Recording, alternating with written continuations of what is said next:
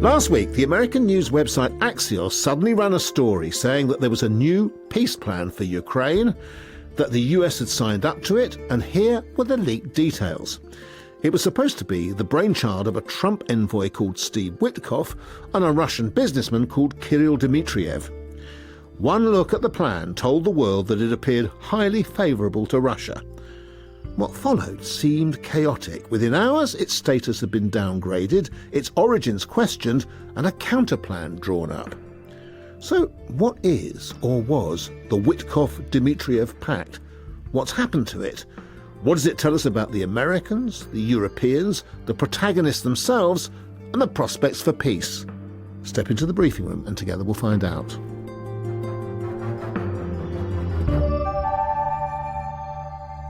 First, let's look at where this peace plan came from. I'm joined by Angela Stent, who's a senior fellow at the American Enterprise Institute, an independent think tank in Washington, and she's a former American National Intelligence Officer for Russia and Eurasia. Angela Stent, can you take us through the events of the past week in terms of how this peace plan emerged? Well, it's quite dizzying. A week ago, Axios, which is a popular media outlet here, published a leaked version of this peace plan, and then immediately there was a flurry of activity. Then the next day, Friday, Dan Driscoll, who is the Secretary of the Army, was sent to Kiev to brief both the Ukrainians and the European ambassadors in Kiev about what this plan held. He apparently had to be schooled before he went on the history of the conflict because he was not familiar with it. Then, of course, the Ukrainians were very concerned about this draft. The Europeans were very concerned about this draft. And so on Sunday in Geneva, there was a meeting both between American negotiators and Ukrainians, and European leaders were present. The national security advisors were present. But essentially, the US and Ukraine then drafted a different version of this initial 28-point peace plan, which then had 19 points. Apparently, by now it has 22. The Europeans drafted their own. So the Ukrainians said, fine, we agree with this new plan. And then, of course, the Russians, via the foreign minister, Sergei Lavrov, said there are a lot of things that we don't like in this new plan, and we have to have further discussions. And so now Stephen Witkoff, who is the main negotiator with Russia, a real estate businessman, will be going back and meeting with President Putin, with whom he's met, I think, at least 5 times. And then Dan Driscoll will be going back to Kiev and meeting with the Ukrainians, and they're supposed to then work out another draft of this peace agreement that will be acceptable to everybody. So, Angela, to what extent were some of these people involved in the Gaza peace plan? And I think also Trump's son-in-law comes into this somewhere. He certainly does. So what happened was the original plan was apparently worked out in Miami at the end of October. So Mr. Witkoff and Jared Kushner, President Trump's son-in-law, had just completed the Gaza peace deal with Israel, and they were flush with success, if you like.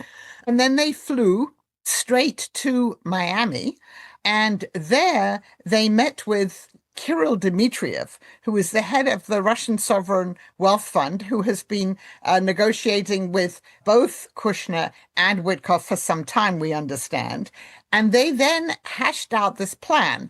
And Mr. Witkoff said, we had this 20-point plan in Gaza and it's worked so well, and we're going to do the same thing for Ukraine. But other people say a plan similar to that has been circulating for months. Now, let's go back to, therefore, the original plan as it was leaked on that day. What were the key points in it? So the key points that were unacceptable for Ukraine were the territorial sacrifices. Ukraine would have to give up land in the Donbass, which Russia does not control, giving Russia control of the whole Donbass region in eastern Ukraine, which Russia has been trying to take actually since 2014 and still has been unable to take. Secondly, it would have to say that it would never join NATO, and NATO would have to say that it would never, ever try and admit Ukraine. Then there were things like, and this is why so many people think this was actually written in Moscow, and we also had a leaked phone call now between the national security advisor to President Putin, Yuri Ushakov, and Kirill Dmitriev, the head of the Sovereign Wealth Fund, talking about how they were going to write this draft. Of course, the Americans might change it a bit, but that was the basic thing. So things like all Nazi ideology and activities must be rejected and prohibited. Well, the Russians call the Ukrainians Nazis. There were sort of vague promises of security guarantees for Ukraine by the United States, but Ukraine would have to pay for them, and the United States would use $100 billion of the $300 billion in Russian frozen assets to work on reconstruction in Ukraine, but the US would get 50% of the profits. Then this sentence again reads like it was translated from the Russians. It is expected that Russia will not invade neighboring countries and NATO will not expand further. You can just imagine Vladimir Putin saying, well, I didn't expect to have to do it. Right, exactly. And then Russia will be invited to rejoin the G8. And the final one, the agreement will be legally binding and it will be monitored and guaranteed by the Peace Council headed by President Donald Trump, which is just what they did in Gaza. So that's a replica of that. Well, now, that brings me to a very interesting other question. You mentioned previously a leaked telephone call, but there's been another leaked telephone call from slightly earlier, hasn't there? Could you tell us about that? Yes, so this is a telephone call between Mr. Witkoff as he was on his way back from Israel with Yuri Ushakov, the national security advisor to President Putin. Mr. Witkoff, as we know, admires President Putin. He has said so explicitly, and he says things to Mr. Ushakov like, we know that all that President Putin wants is peace. The rest of it is they're just talking about what they might have in this agreement. So there's real coordination between the United States and Russia in this agreement. And then he's telling Mr. Ushakov how best to deal with President Trump. You have to flatter him. You have to tell him what an achievement he's just made. So he's in essence coaching the Russian national security advisor on how to interact best with Trump and get what he wants. Angela, you're an old hand here. Have you ever heard of anything like that before? Absolutely not. I mean, this is just unprecedented. And it really has shocked many people in the US and in other countries too. Angela, call me old-fashioned because I've been in this business a long time. But I recall the days when, with the US, the Secretary of State ran these kinds of initiatives. We haven't even mentioned him yet, was in charge of the negotiators. When a plan was ready, would probably hold a press conference and tell everybody about it, and everybody would know where they were. This administration is certainly not following that template, so why not? So this administration is very suspicious of diplomats. They think the State Department is quote unquote woke. I think Trump believes that the State Department tried to undermine him during his first administration. We know how chaotic it is because Secretary Rubio on Sunday called a group of senators who were attending a security conference in Canada and said to them, I don't know anything about this plan. This plan was written in Russia. And then 3 hours later, he reversed himself and said, no, this is a US plan. So he has been clearly left completely out of the loop. I mean, the joke is that the State Department cafeteria is fuller than it has ever been because all these diplomats are sitting around and they're not really being given much to do. Angela Stent. Before we move on, a reminder about the Briefing Room podcast. If you visit BBC Sounds, you can find the entire back catalogue, such as the one which asks what the UK can learn from European asylum policy, and the one which asks why we have 25 national inquiries on the go. Now back to the Ukraine peace plan.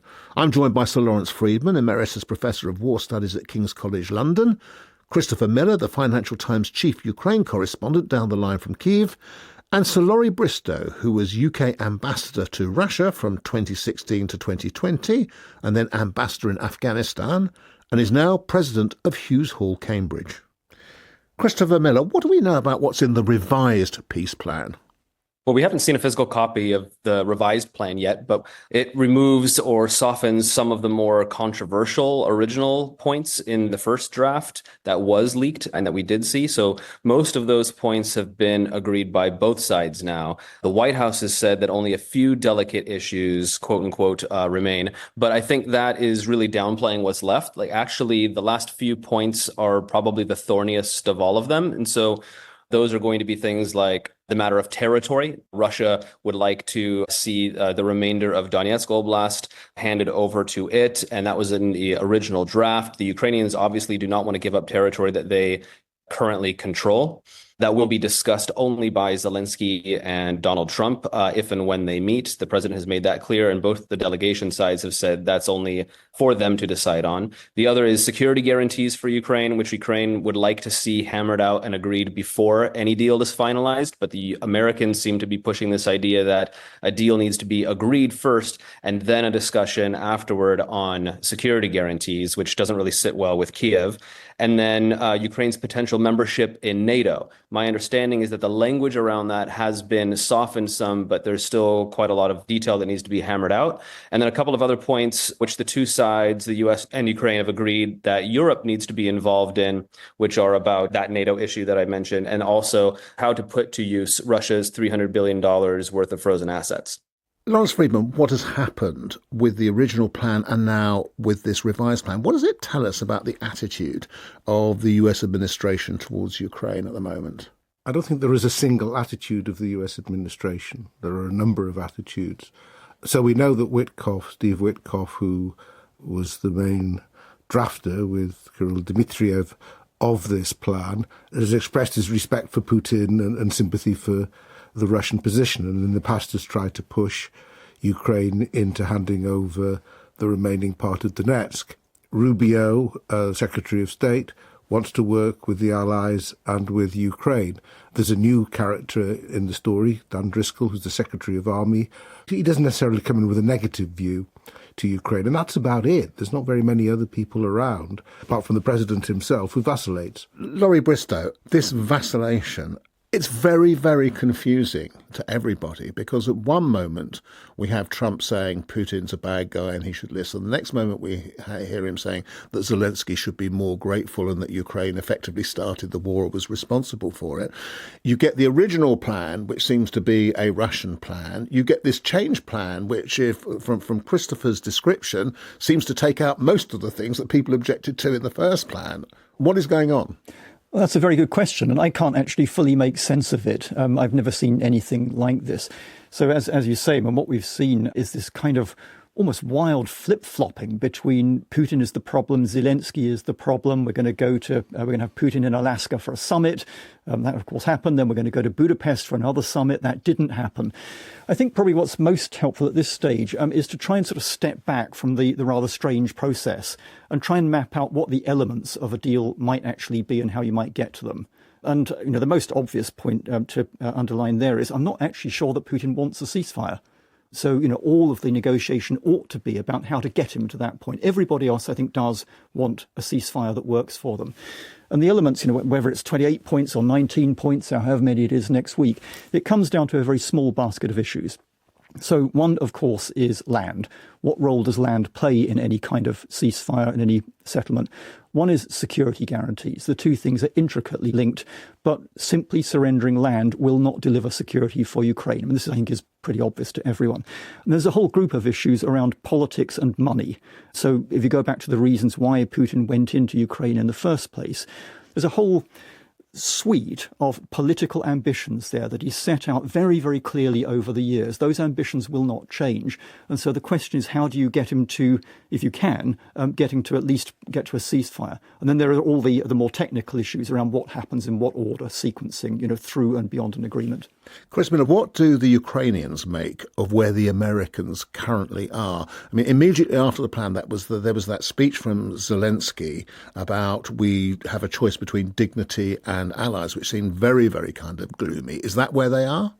There's a lot of exhaustion here from the years of war. There's this sort of whiplash element of being pulled in one direction and then another by the Trump administration. We've seen this real oscillating position by Donald Trump himself and his administration. And Ukrainians now view the Americans not as their staunch ally, as they have been for years and decades, right? Chris, is the problem here that deal maker Trump has leverage over the Ukrainians but doesn't have it over the Russians? I think he has leverage over both if he wants to use it. He's just viewing Ukraine as the weaker of the two. The leverage that he has over Russia, would be to apply more sanctions to try to weaken its economy. If it wanted to get more involved militarily, it could send long-range weapon systems to Ukraine to try to allow the Ukrainians to take out more command and control centers, even hit targets as far back as Moscow, St. Petersburg. With Ukraine, the Ukrainians really do heavily rely on intelligence from the Americans. And this is intelligence that can't be replicated by the Europeans. And so pulling that intelligence, as well as potentially halting American military assistance, without it, the Ukrainians really would struggle, even more so than they are, to beat back Russia's larger army, especially as it continues to ramp up production of its missiles and drones and really pound its critical infrastructure right now. Lawrence Freeman, there was a kind of ghost presence in the original plan and then a bigger presence as in the next kind of iteration, which is, of course, that of Europe and the Europeans, who were kind of given a role in the original plan and who've now been involved since. Could you just take us through how the Europeans view this situation and what they've been doing? I think you have to go back right to the start of the Trump administration to understand the European role. When Trump came in, he was pushing a ceasefire. I think he thought that Putin was ready for a ceasefire. I think he's had a rosy view of what Putin's ready to accept from the start, and that the problem was going to be Ukraine, who just wanted American weapons to keep on going regardless. And he started to put pressure on the Ukrainians, and the Europeans came in. And I think they played two roles. First, they pushed back on Trump, especially on the security guarantee issue, and tried to make him more amenable to Ukrainian perspectives. And they tutored the Ukrainians about how to deal with Trump. It essentially involves lashings of flattery. And whatever you're trying to do, make sure the onus on any failure of the talks goes on to Moscow. I think that was the strategy they came to. It worked. And I think it's carried on working. It's just, you just have to keep on going back there. Laurie Bristow, isn't the essential fact here that the Europeans actually view this all very much more seriously than the Americans do? Yeah, well, self-evidently, it's much, much closer to us than it is the United States. I think, the Europeans have been struggling all along with a rather bigger set of issues than simply the tactical ones about how to get through, whatever negotiation we're in this week. And for me, it really comes down to the point that whatever happens in this war, however it ends, if it ends, it's the Europeans who are going to be carrying a lot of the risk and the cost at the end of that, and for a very, very long time. So, my own view of the current conflict is that you might get to a ceasefire. I think it'd be very good if we could get to a meaningful ceasefire. But the underlying conflict with Russia will not resolve until Russia changes. And that's unlikely to happen until Putin dies. And that may be many years from now. So what I think we're looking at, the UK and the Europeans, is a really fundamental security of Europe question here, of which Ukraine is part but not the totality. And the overriding interest that we have in that is keeping the Americans as engaged as we possibly can in the security of Europe, but doing that with a Trump presidency who sees the world very differently. In other words, Europe sees the security of Ukraine, or Ukraine essentially not falling to the Russians, as absolutely essential to its own security. Yes, it self-evidently is. Chris, we've had talks now at Geneva which have involved the Europeans. How does Ukraine view European involvement and its centrality? The Europeans are absolutely essential to this. They're the ones who have stuck with Ukraine and been at their side and are the most gung-ho about seeing it remain independent, sovereign, and a strong bulwark against Russia should it decide that it wants to go beyond Ukrainian borders here, right? And so they have very close conversations with their European counterparts.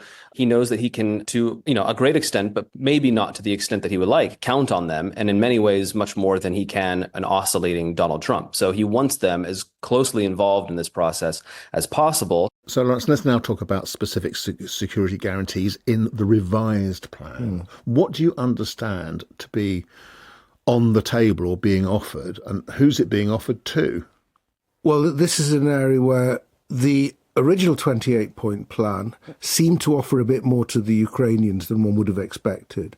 And there was another one of these leaks was of the text of a security guarantee that claimed to be modelled on Article 5, the NATO guarantee. Now, it wasn't as automatic in terms of demanding a response if in the event of a future Russian invasion, because it required deliberation to see how serious it was and so on. But in practice, it was, I suspect, more than the Russians would like and probably more than the Ukrainians expected. But we don't know the status of that.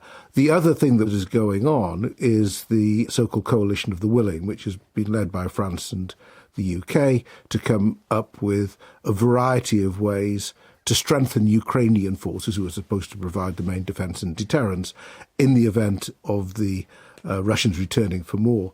And that involves air power, involves maritime forces, and critically involves not a large amount of European troops being based in Ukraine. The original 28-point plan wouldn't seem to allow the air part of that, didn't say anything about the sea part, and ruled out the land part. And that's where we are. Though, as Chris said, the current leak from the Trump administration is they don't want to do security guarantees until they have a deal. There's no way Zelensky can do a deal without some confidence on security guarantees.